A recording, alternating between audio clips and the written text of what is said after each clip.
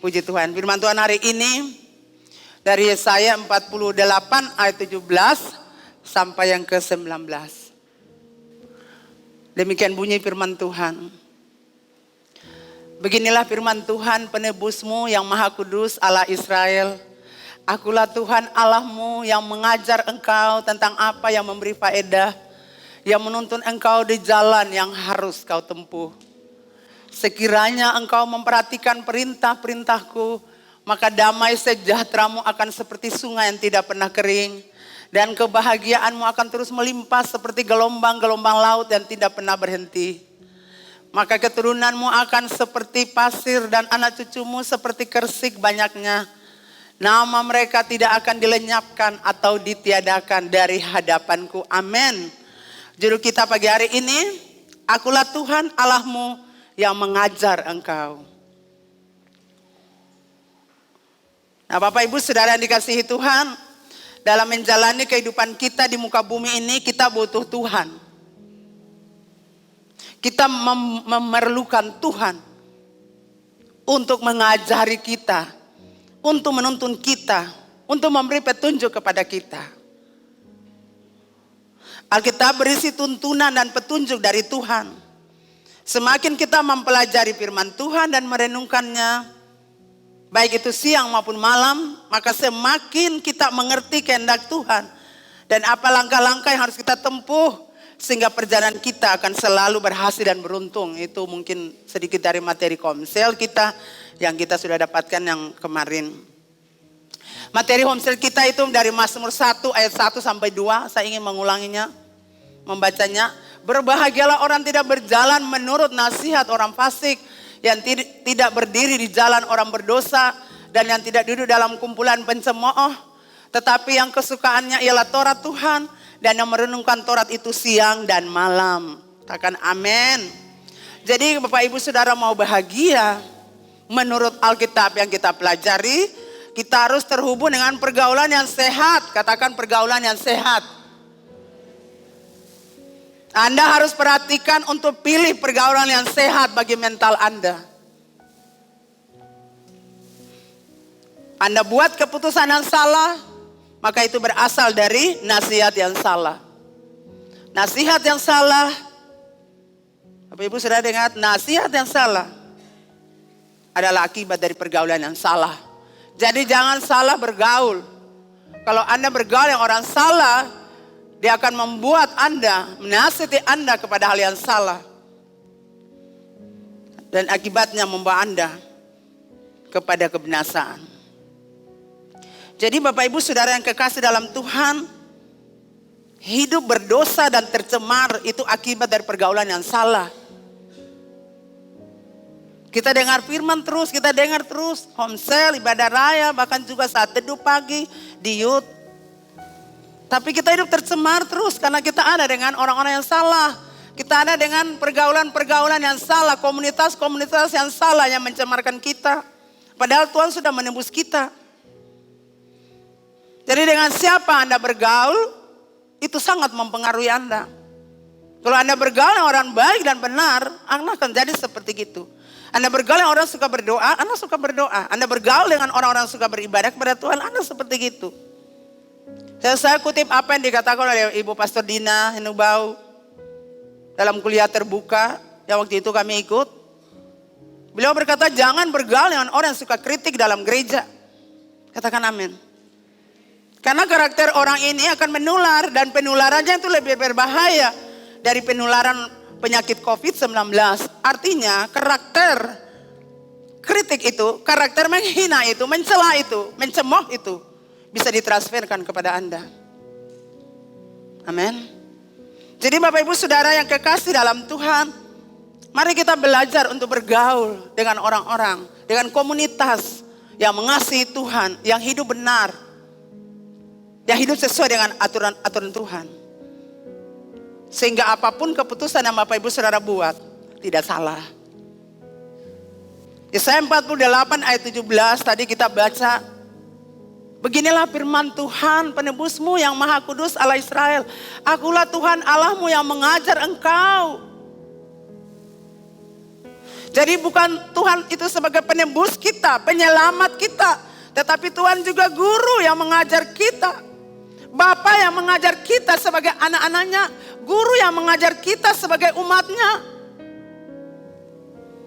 Karena Tuhan Allah itu mengasihi kita. Maka dia mau mengajari kita. Orang-orang yang dikasihinya. Anak-anak yang dikasihinya. Apa yang berguna, apa yang penting, apa yang berfaedah. Untuk kita di muka bumi ini selama kita hidup. Dan juga untuk hidup yang akan datang. Yaitu kekekalan. Tuhan mengajarkan kita supaya kita memiliki kualitas hidup. Yang berbeda dengan orang-orang duniawi. Amin Bapak Ibu. Tuhan itu mengasihi kita. Makanya dia selalu ajar kita. Jadi kita terus diajar oleh Tuhan. Nah Mazmur 25 ayat 10 berkata, segala jalan Tuhan adalah kasih setia dan kebenaran bagi orang berpegang pada perjanjian dan peringatan-peringatannya. Jadi jalan Tuhan itu adalah kasih setia, jalan Tuhan itu adalah kebenaran. Amin. Banyak orang lebih suka memiliki untuk mengikuti jalannya sendiri. Mereka tidak mau mengikuti jalan Tuhan. Karena jalan Tuhan itu jalan kebenaran Bapak Ibu. Katakan kebenaran. Di jalan kebenaran itu atau di jalan Tuhan itu ada banyak aturannya. Jangan begini, jangan begitu.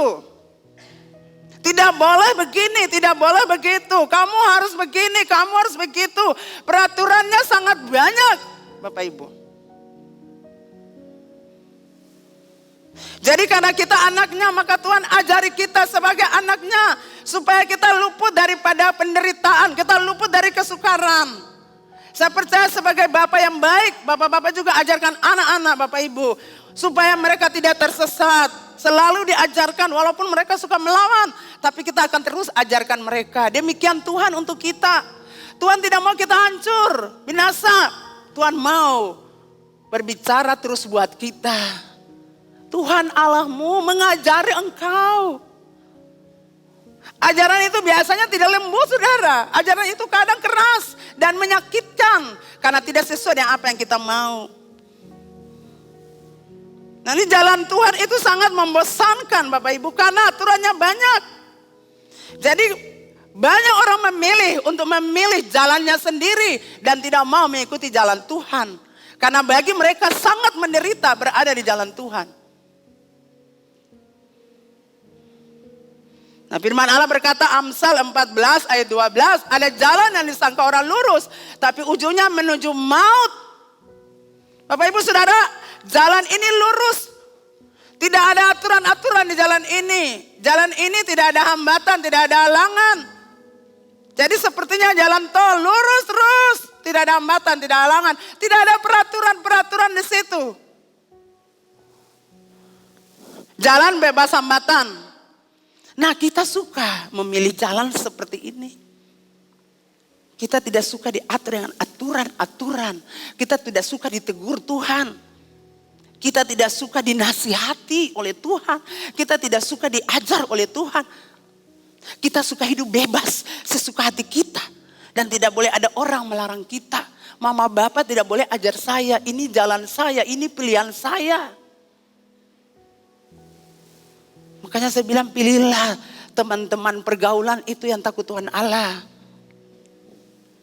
Gembala-gembala Komsel tidak perlu urus saya. Tidak perlu ajar saya. Saya sudah tahu Kejadian sampai Wahyu. Saya sudah tahu firman Tuhan, tidak perlu ajar saya. Tidak perlu atur-atur saya. Tidak perlu nasihati saya. Ini jalan saya sudah pilih. Tuhan Allah bilang jalan itu menuju kehancuran, kebinasaan, penderitaan, air mata. Amin Bapak Ibu. Tuhan tahu bahwa jalan lurus itu sangat berbahaya bagi Bapak Ibu Saudara. Makanya Tuhan bilang mari beta ajar kamu ke jalanku, jalan kebenaran. Walaupun banyak air mata, walaupun banyak aturan. Tapi jalan ini membawa kamu kepada kehidupan yang kekal. Amin. Tapi kita selalu tidak mau. Kita tidak mau diatur, kita tidak mau saudara. Kita suka-suka mau datang dengar Tuhan berbicara. Tuhan berbicara bagi Bapak Ibu Saudara lewat mana? Lewat ibadah raya, lewat ibadah Komsel, lewat saat teduh pagi Anda, lewat ibadah youth. Di situ Tuhan berbicara bagi Bapak Ibu Saudara. Jangan tidak mau dengar Tuhan berbicara. Relakan hatimu. Katakan Tuhan bicara terus buat saya. Supaya saya tidak kedapatan salah. Apakah saya ada di jalur Tuhan atau sudah keluar? Itu penting. Percuma kita ibadah. Tapi kita jalannya salah-salah terus. Kita tidak sadari untuk kembali kepada jalan Tuhan. Jadi Tuhan bilang, aku Tuhan Allahmu mengajari kamu. Supaya kamu hidup di muka bumi itu bahagia. Supaya kamu hidup di muka bumi itu sukacita. Supaya kamu hidup di muka bumi itu sukses. Supaya kamu hidup di muka bumi itu aman dan tentram. Bukan tidak ada masalah, masalah ada. Tapi kamu tetap tenang melewatinya. Jadi Tuhan mau ajarkan kita supaya kita tidak memilih jalan yang salah. Sekalipun jalan itu lurus, berbahaya bagi Anda Bapak Ibu Saudara. Karena ujungnya maut, penderitaan. Nah hidup di jalan ini membawa Anda kepada masalah demi masalah. Persoalan lepas persoalan, kesukaran lepas kesukaran. Anda mulai start itu jalannya lurus-lurus saja, tidak masalah. Tapi Anda tunggu, masalah datang, persoalan datang, penderitaan datang, kesukaran datang. Karena Tuhan Allah bilang ujungnya maut. Jadi Bapak Ibu Saudara yang kekasih, Anda menabur ketidaktaatan, Anda pasti menuai kesukaran. Saya ulang sekali lagi Bapak Ibu. Kalau Anda menabur ketidaktaatan buat Tuhan Allah, Anda akan menuai kesukaran. Itu pasti tidak bisa tidak. Karena setiap taburan ada tuaian. Yeremia 48 ayat 18 berkata, sekiranya, hai umat Israel, sekiranya. Amin. Yesaya 48 ayat 18. Sekiranya engkau perhatikan perintah-perintahku. Seandainya engkau perhatikan perintah-perintahku.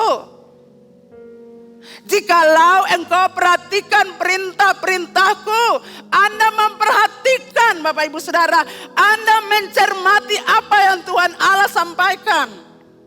Amin. Jadi ketika kita duduk, kita fokus sama Tuhan. Saya mau dengar apa yang Tuhan sampaikan buat saya. Anda tidak perlu berpikir sana sini, main HP atau ganggu orang atau korek teman kiri kanan. Anda harus dengar baik-baik kalau Tuhan berbicara buat Anda. Karena itu untuk keuntungan Anda, bukan keuntungan Tuhan. Betul Bapak Ibu?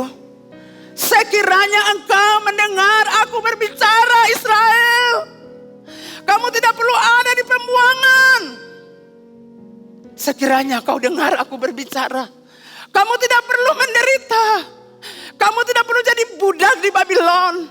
Kamu tidak perlu dijajah di sana. Tidak perlu. Sekiranya, seandainya kau dengar aku berbicara. Tapi kan kamu tegar tengkuk. Suka berontak, suka melawan. Mungkin saudara berkata, apakah Tuhan tidak sayang umatnya? Jangan tanya itu saudara. Jangan tanya tentang cinta Tuhan. Karena buktinya Yesus mati di kayu salib. Itu bukti cintanya. Dimensi kasih Allah betapa lebar, betapa panjang, betapa luas, betapa tinggi kasih Allah. Itu dimensi kasih Allah. Jadi jangan tanya, Tuhan tuh mengasihi beta kasih. Kalau Tuhan mengasihi beta, mengapa beta menderita? Mengapa beta sengsara?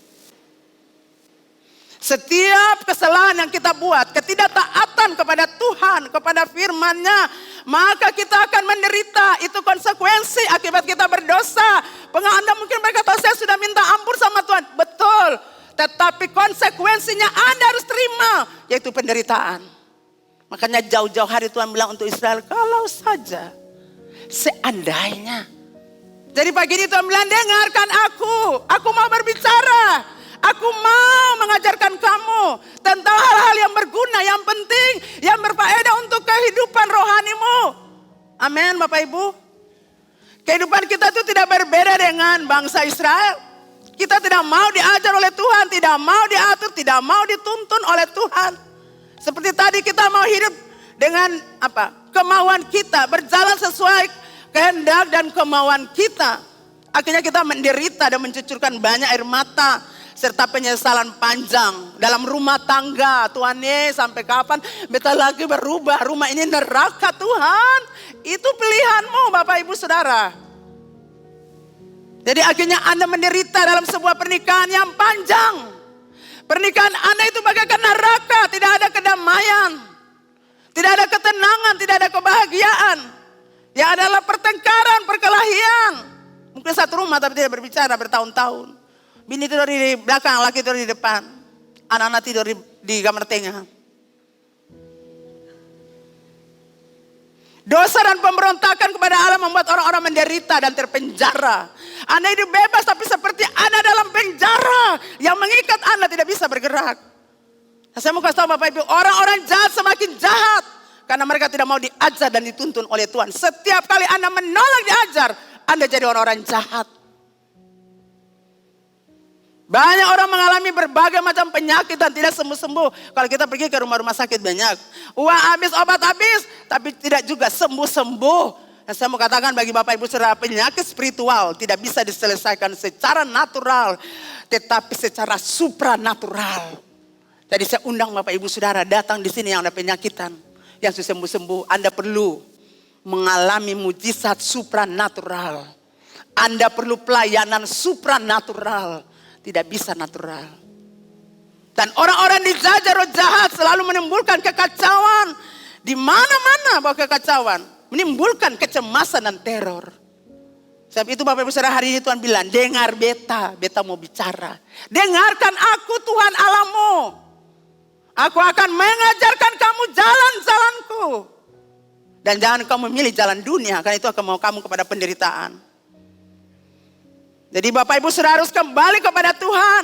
Kalau tidak Anda akan terus dijajah oleh roh-roh jahat. Dan dosa membuat kita menderita. Amin Bapak Ibu. Kalau Bapak Ibu lagi menderita, saya mau katakan minum obat belum sama belum selesai. Anda perlu berhubungan dengan Tuhan di atas. Koreksi hidup Anda di hadapan Tuhan dan selesaikan dosa. Selama Anda senang dengan kehidupan berdosa, tidak ada orang yang akan bebaskan Anda. Tapi ketika Anda punya kemauan untuk terlepas dari kehidupan berdosa dan kembali kepada Tuhan, maka Tuhan membuka tangan, berlari untuk sambut Bapak Ibu Saudara seperti anak yang terhilang. Selama Anda tidak mau akui dosa, Anda merasa nyaman dengan kehidupan Anda berdosa, selama itu Anda tidak dibebaskan. Tapi ketika Anda punya kemauan keras, saya mau kembali buat Tuhan, saya berhenti hidup berdosa, saya berhenti hidup dengan kehidupan saya yang tidak benar, maka dari jauh Tuhan buka tangan, berlari untuk sambut Anda. Tuhan itu baik. Tuhan mengasihi saudara dan saya. Akibat dari orang yang taat pada Tuhan, saya catat di sini ada beberapa hal kalau orang taat kepada Tuhan. Yang pertama, mereka memiliki damai sejahtera. Katakan, mereka memiliki damai sejahtera. Jadi kalau Bapak Ibu Saudara taat kepada perintah Tuhan, mendengar firman Tuhan, mencermati firman Tuhan dan melakukannya, taat untuk melakukannya, maka yang pertama Bapak Ibu Saudara memiliki damai sejahtera. Ayat 16. Sekiranya engkau perhatikan perintah-perintahku, maka damai sejahteramu akan seperti sungai yang tidak pernah kering. Ada sungai yang kering Bapak Ibu, tapi ada sungai yang tidak kering sekalipun panas datang. Tuhan bilang damai sejahteramu penuh, tidak pernah kering. Sepanjang hidupmu aku beri kamu damai. Aku berikan kamu damai sejahtera. Engkau hidup dengan kepenuhan damai sejahtera. Engkau seperti sungai yang tenang. Sekalipun badai masalah datang, engkau tetap tenang. Sekalipun badai kehidupan datang sangat ganas, sangat menyakitkan, tapi Tuhan berikan Anda damai sejahtera di hati dan jiwa. Dan damai sejahtera yang Tuhan berikan itu berbeda dengan dunia berikan. Katakan amin. Ya. Bapak Ibu Saudara yang kekasih dalam Tuhan, orang-orang dunia berpikir kalau mereka punya uang yang banyak, kalau mereka punya harta yang banyak, harta yang melimpah, mereka punya jabatan tinggi, sehingga mereka menjadi terkenal di mata manusia, dipuji, disanjung, dimuliakan. Maka mereka pasti merasakan damai sejahtera. Ada orang-orang berpikir ketika mereka berwira swasta ke tempat-tempat yang indah, mereka memiliki damai sejahtera. Mereka juga berpikir ketika mereka pergi ke dugem, dunia gemerlap, minum-minum dan pesta sampai pagi, maka mereka pasti merasakan damai sejahtera. Kalau aku memiliki laki-laki cakep seperti gini dan menikah, aku pasti punya damai sejahtera. Kalau aku punya wanita cantik seperti ini dan menikah, aku pasti punya damai sejahtera. Kalau saya punya rumah yang besar bertingkat, pasti saya punya damai sejahtera. Kalau saya punya anak-anak yang berhasil, pasti saya punya damai sejahtera. Semua itu Bapak Ibu, semua itu sementara. Tapi Tuhan Allah kasih kekal. Betul Bapak Ibu? Kita berpikir sofa baru di rumah. Kain-kain gorden baru di rumah. Tempat tidur dari emas murni semuanya. Maka kita bahagia. Betul Bapak Ibu? Aduh, kalau saya punya uang, makanya di homestay sampai di sini, ya kita tanya mereka, kalau saya bahagia, saya enggak uang terus yang bahagia.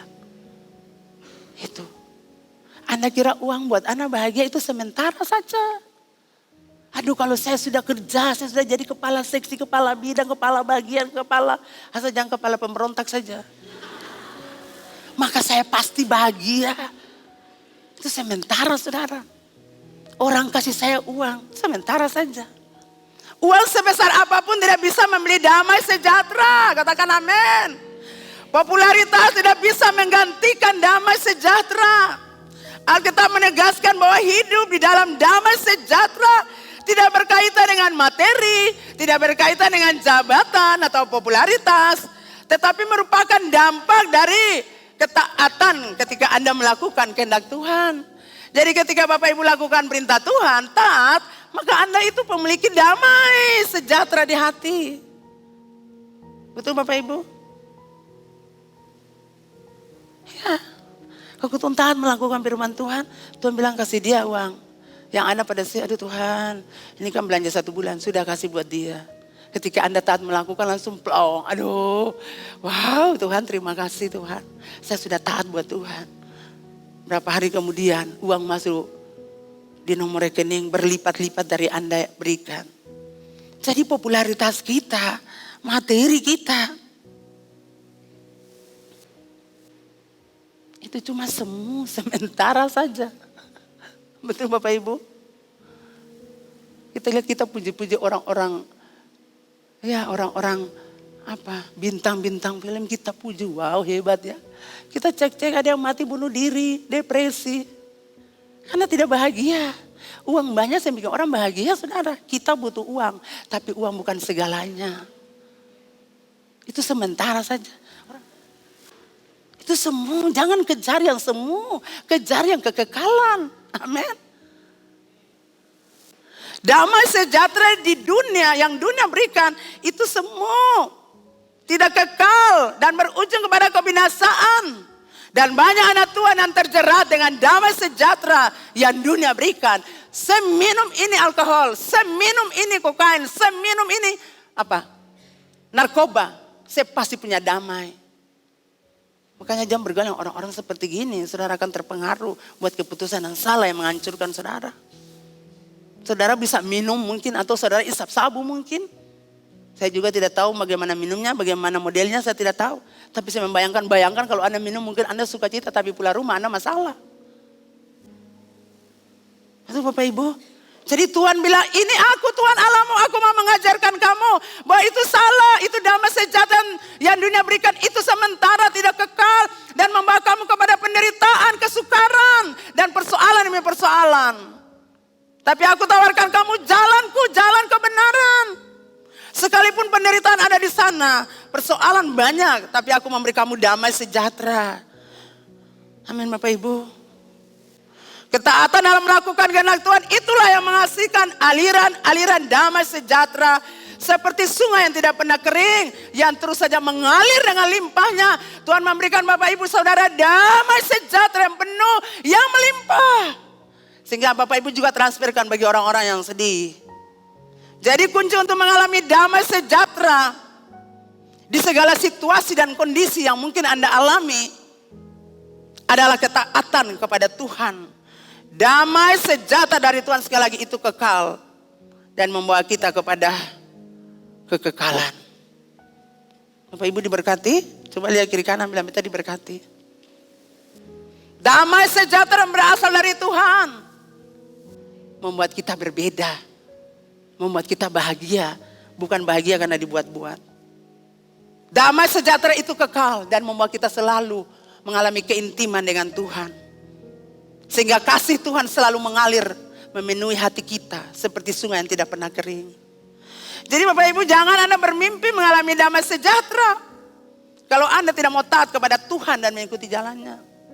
Mungkin orang lihat Anda punya semua, tapi saya pastikan Anda tidak punya damai. Anda tidak punya sejahtera. Yang ada dalam hati Anda duri-duri, semak belukar dan ilalang. Dan itu yang menusuk orang-orang. Menyakiti orang-orang dan perbuatan, sikap, perilaku Anda. Saya pastikan kalau Anda punya damai sejahtera dari Tuhan, Anda akan enjoy. Seperti lagu joy, joy, joy, senang. Mana harus senang. Bapak Ibu diberkati? Iya. Jadi mari kita mengikuti jalan Tuhan. Sekalipun penderitaan banyak, kita akan mengalami sukacita. Sekalipun pernikahanmu tidak bahagia. Orang bilang nasi sudah jadi bubur. Tapi Bapak Gembala almarhum bilang jangan buang bubur itu. Taruh kecap di akang, kecap asin sedikit, kecap manis sedikit, kecap Inggris sedikit. Kemudian Anda bisa taruh bawang goreng sedikit. Kemudian Anda bisa taruh bawang prei, itu daun bawang. Kemudian Anda bisa taruh bakso di situ. Anda bisa taruh apalagi di situ. Ya segala macam daging-daging yang ada di situ. Anda taruh itu kan enak. Itu artinya Anda harus berjuang untuk pernikahanmu. Sekalipun pernikahanmu diambang perceraian, diambang kehancuran, Anda harus buat itu nyaman. Mulai dari Anda, bukan dari suami. Karena Anda sudah buat keputusan untuk menikah dengan suamimu, Anda harus bergerak untuk ubah yang bubur, yang susah, yang enak itu, yang siap dibuang itu dengan sesuatu yang indah. Mulailah Anda berubah. Istri-istri mulailah Anda berubah. Supaya pernikahan Andamu yang mungkin sudah diambang pintu berubah jadi indah. Suamimu mengasihimu, mencintai dan menghormatimu. Amin. Jadi jangan muka murung, masih ada kesempatan. Selama Anda hidup kesempatan Tuhan Allah kasih. Supaya Anda berubah. Anda buat terobosan dalam pernikahanmu. Supaya rumah tanggamu bahagia. Taruh ayam di situ, bawang goreng di situ, bawang prei di situ. Kecap manis di situ.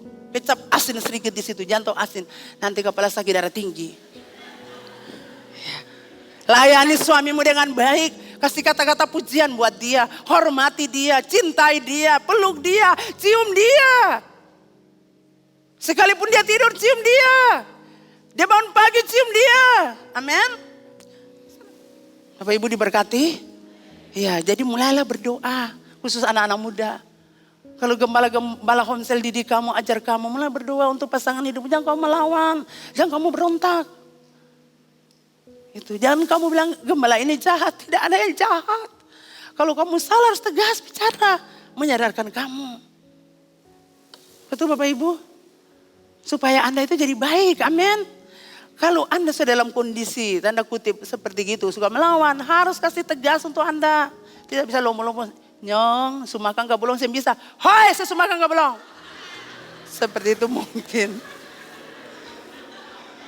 Seperti itu Bapak Ibu. Kita harus tegas untuk namanya salah, men.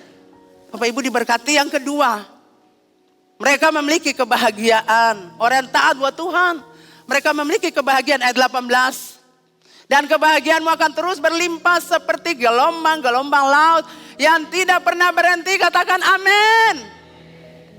Kita ingat kita punya materi homsel, seorang pendeta muda memimpin jemaat besar yang berjumlah lebih dari 15.000 orang di salah satu gereja di California, Amerika Serikat.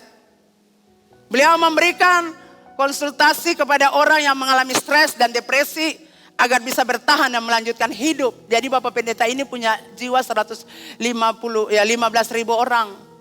Bersama istrinya mereka memberikan konsultasi kepada orang-orang yang menjalani stres, depresi. supaya bisa bertahan hidup dan bisa umur panjang. Tapi Bapak Ibu Saudara, beliau meninggal dengan cara bunuh diri. Melayani pekerjaan Tuhan tidak selalu mengalahkan keinginan bunuh diri, tidak selalu menyembuhkan depresi. Saudara kira hamba Tuhan sedang depresi. Bapak Ibu Saudara lihat Elia saja depresi. Waktu KKR besar-besar terjadi, pembunuhan kepada Baal, nabi-nabi Baalnya.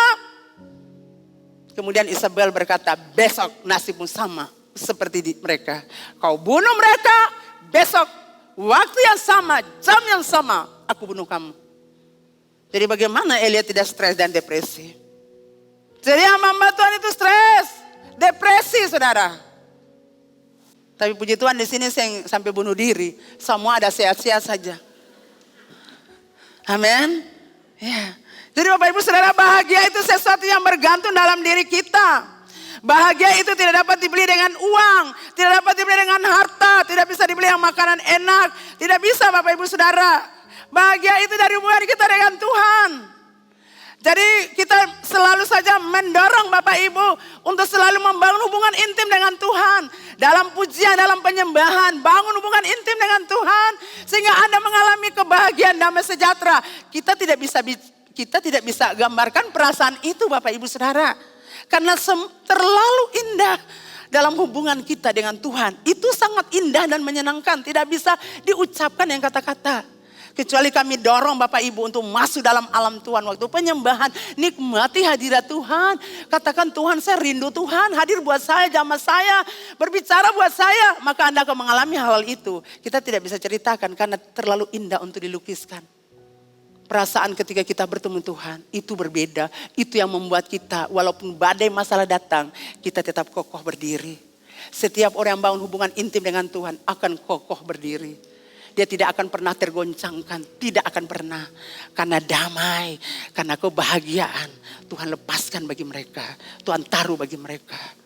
Jadi Bapak Ibu Saudara yang kekasih, bangun hubungan intim dengan Tuhan. Lakukan firman Tuhan. Taat untuk melakukannya. Dan berilah dirimu diajar oleh Tuhan. Relakan hatimu untuk dikoreksi, diajar, dididik, dituntun oleh Tuhan. Melalui hamba-hambanya yang berdiri mewakili kerajaan Allah di muka bumi untuk mengajar Bapak Ibu Saudara. Ketaatan kepada Tuhan membuat Anda memiliki kebahagiaan yang melimpah. Seperti gelombang-gelombang laut yang tidak pernah berhenti. Amin. Orang kampung bilang walaupun laut air masing baminya. Orang kampung bilang kalau baminya itu saya ada omong sedikit lah. Tapi kalau kita dekat, kita ke sana tetap gelombang-gelombangnya ada. Artinya Tuhan mau bilang ketika engkau taat, aku memberikan kepadamu kebahagiaan yang tidak henti-hentinya. Aku memberikan kebahagiaan kepadamu setiap hari, menit, jam, detik. Kau akan tetap bahagia. Kau akan tetap tenang, kau akan tetap sukacita. Itu yang Tuhan kasih Bapak Ibu. Jadi pilihan Anda pada Bapak Ibu. Mau pilih damai sejahtera yang dunia kasih, yang semua sementara, yang membawa kebinasaan, ataukah Anda memilih damai sejahtera dari Tuhan yang kekal. Dan itu Anda dapatkan lewat hubungan intimmu dengan Tuhan. Jangan sekedar beribadah dan menyanyi, menyembah, tapi rindukan saya mau berjumpa dengan Tuhan. Berjumpa dengan Tuhan membuat kita berbeda. Kita akan selalu ceria, sukacita, walaupun persoalan banyak. Tetapi kita akan tetap kokoh berdiri. Yang ketiga orang taat, keturunan atau anak-anak rohani seperti pasir di laut. Katakan amin. Tuhan berjanji bukan saja anak di dalam keluarga bertambah, tetapi juga anak-anak dalam keluarga rohani. Ini berbicara tentang gereja. Gereja makin bertambah. Katakan amin. Ketika damai sejahtera ada, ketika sukacita ada, ketika kebahagiaan ada. Di tempat ini, saya percaya Bapak Ibu Saudara, gereja akan semakin bertumbuh. Gereja akan semakin berkembang. Seperti Kersik, artinya sangat banyak jumlah jiwa. Pelipat gandaan jiwa-jiwa terjadi di gereja GKRI Hidup Aman. Dengan jiwa-jiwa atau orang-orang yang diselamatkan oleh Tuhan. Dan bukankah ini masa penuaian bagi kita? Katakan amin. Dan seperti apa yang membuatkan gembala kita, ribuan anak muda akan berlari masuk di gereja ini. Dan saya selalu deklarasikan hal itu. Setiap menit, jam, menit, detik saya selalu deklarasikan itu. Dan itu pasti terjadi. Dan ini adalah gelombang di mana manusia-manusia muda mencari hadirat Tuhan. Jadi kalau Bapak Ibu Saudara lihat di sini dong menari, dong bersuka. Daripada dong pergi di dunia gemerlap, lalu dong balompa, mabo, minum mabo, lalu dong berbuat hal-hal onar di sana di dunia gemerlap. Mendingan dong menari di sini pertuan Allah. Amin. Amin Bapak Ibu. Gitu. Jadi kalau kita lihat anak-anak seperti gini, ini musim sudah berubah. Betul Bapak Ibu? Generasi ini punya dunia yang berbeda dengan yang dulu. Jadi kalau mereka di sini mereka menari melompat puji Tuhan, haleluya. Daripada mereka pindah klub atau mereka pergi di dugem, mereka mabuk sampai pagi, mereka bikin hal onar di sana, mendingan pesta dengan Tuhan di sini. Lagu-lagunya juga sudah berbeda, katakan amin. Ya, yang tidak bisa menari ya sudah angkat tangan cukup. Tidak usah diributkan, tidak usah dibicarakan, tidak usah dibahas. Amin. Kok semua diam? Jadi saya percaya Bapak Ibu Saudara yang kekasih bahwa keturunan kita, anak-anak rohani kita akan seperti pasir di laut banyaknya. Saya percaya lantai 1, 2, 3 penuh dengan ribuan orang. Amin. Tidak bisa bilang amin. Yang keempat dan terakhir, nama mereka tidak akan dilenyapkan. Ketika Bapak Ibu taat kepada Tuhan, firman Allah berkata, nama mereka tidak akan dilenyapkan. Nama anak-anak rohanimu, nama jemaat terhidup Ambon tidak akan dilenyapkan. Nama itu merupakan identitas Bapak Ibu. Dan itu menunjuk kepada suatu keberadaan. Jika terhapus nama kita, maka nama kita tidak ada lagi keberadaan. Jadi Bapak Ibu Saudara, Tuhan bilang pagi hari ini untuk jemaat terhidup Ambon, untuk semua kami yang ada di sini, namamu tidak terhapus. Katakan amin. Namamu itu tidak dilenyapkan. Namamu tetap ada. Sudah saya baca firman Tuhan ini, saya bilang luar biasa Tuhan. Karena Tuhan kasih ingat saya di poin yang terakhir. Yesaya 49 ayat 16. Tuhan bicara. Lihat, aku telah melukis engkau di telapak tanganku. Di terjemahan lain, aku telah mengukir engkau di telapak tanganku.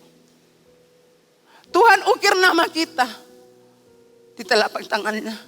Kalau sesuatu sudah terukir, tidak mungkin akan lenyap. Kalau sesuatu sudah terukir, tidak mungkin akan terhapus. Karena itu sudah diukir. Dan Tuhan mengukir nama kita. Tuhan mengukir kita di dalam tangannya. Nama kita tidak terhapus.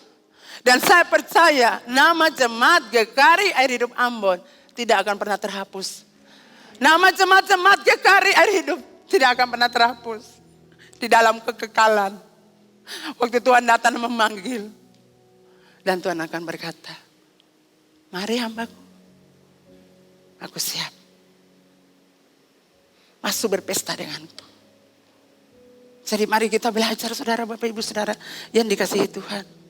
Kita belajar jangan seperti umat Israel yang suka berontak kepada Tuhan. Akhirnya mereka harus menjalani kehidupan mereka di Babylon sebagai budak. Saya ingin baca firman Tuhan itu sebelum tutup. Ini jadi pelajaran buat kita. Mazmur 137 kalau tidak salah. Tadi saya lupa ya, saya loncat itu. Kira Bapak Ibu supaya jadi contoh. Di tepi sungai-sungai Babel. Di sanalah kita duduk sambil menangis. Apabila kita mengingat Sion. Pada pohon-pohon ganda rusa. Di tempat itu kita gantungkan kecapi kita. Sebab di sanalah orang-orang menawan kita, meminta kita mendengarkan nyanyian. Dan orang-orang menyiksa kita, meminta nyanyikan sukacita, nyanyian sukacita, nyanyian bagi kami. Nyanyian dari Sion. Bapak Ibu Saudara yang kekasih dalam Tuhan Yesus. Ini contoh bagi kita semua. Ini tadi saya lupa. Bahwa umat Israel, umat kesayangan Tuhan saja, Tuhan lempar mereka pergi dari tanah yang diberkati Tuhan. Mereka terusir dan terbuang jadi budak di sana. Dan di tempat pembuangan itu mereka duduk menangis meratapi nasib mereka yang malang. Mereka tidak lagi lihat bait suci yang merupakan kebanggaan mereka. Mereka tidak bisa lagi beribadah. Mereka tidak lagi lihat pohon-pohon anggur, pohon zaitun. Mereka tidak lagi pohon ara, tidak melihat lagi pohon-pohon delima. Mereka tidak lagi melihat pohon-pohon itu yang berbuahnya ranum. Mereka sudah tidak melihat lagi. Yang mereka lihat pada saat itu adalah sungai-sungai Babel dan pohon ganda rusa. Maka firman Allah tadi berkata, mereka punya kecapi, mereka tidak bisa menyanyi. Mereka gantungkan kecapi itu pada pohon ganda rusa. Lalu orang-orang menjajah mereka. Orang-orang Babylon berkata, menyanyilah untuk kami. Menyanyikan nyanyian gembira. Menyanyikan nyanyian sukacita. Bagaimana mungkin kita menyanyi dalam hati yang hancur? Jadi ini peringatan keras buat kita jemaat hidup Ambon. Bangsa Israel umat pilihan Tuhan saja. Tuhan lemparkan mereka karena tidak pantas ada di tanah perjanjian yang berlimpah susu dan madu.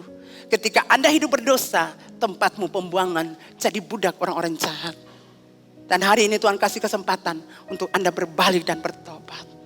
Jadi mereka berkata, kami sudah tidak lihat lagi bait Allah yang merupakan kebanggaan kami. Cuma sungai-sungai Babel.